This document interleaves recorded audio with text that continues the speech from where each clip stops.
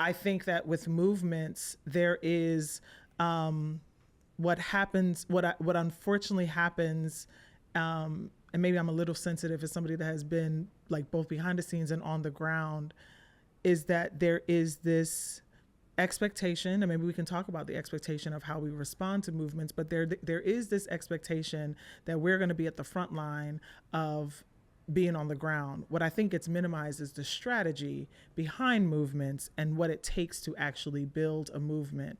Not something that we wanted to do, but something that we had to do.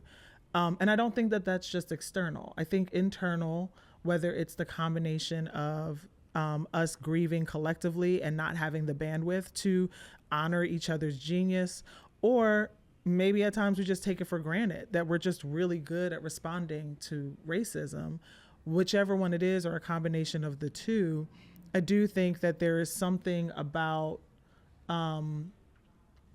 whether it's our responsibility or not, there is something about the excellence by which we, unfortunately, in a capitalist society, have been able to move people outside of our community to do something, and So, that's different than having a cause or a so nonprofit. no, I hear you. I don't disagree with anything either one of you all have said.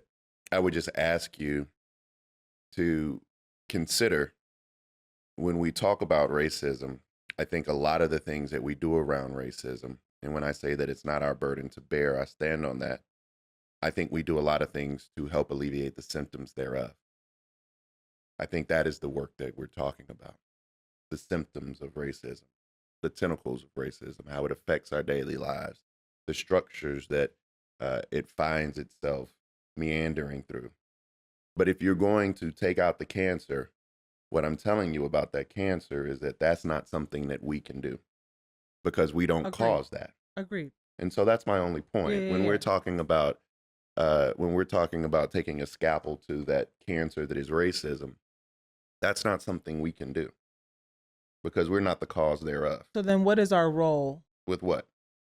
And the reason, and I'm asking this in a way that you said you have 5-year-old children, 4.5, yeah. 4.5.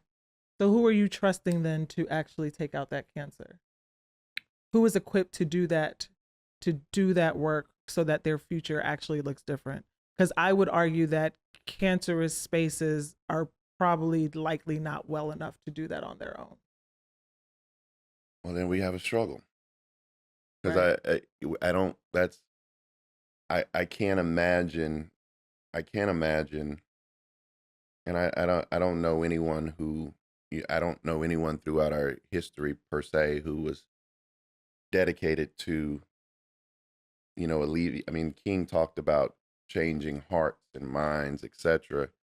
But if let me give you just a very clear example. People want the political spectrum and dialogue to change in this country.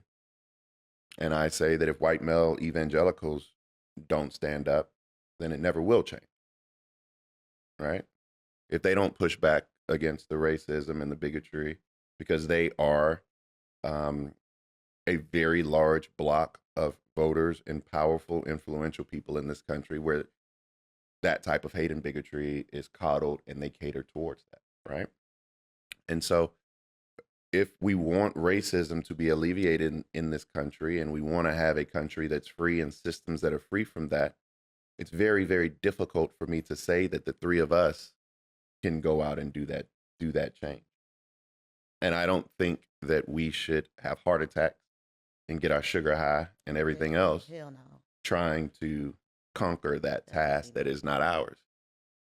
You know, I that's just my I think that there are a lot of things we can do in terms of the systemic troubles that we have and a lot of the systemic ills that we have and chipping away at it. But to get to the root of it, um, people in this country are going to have to begin to give individuals who look like the three of us the benefit of their humanity.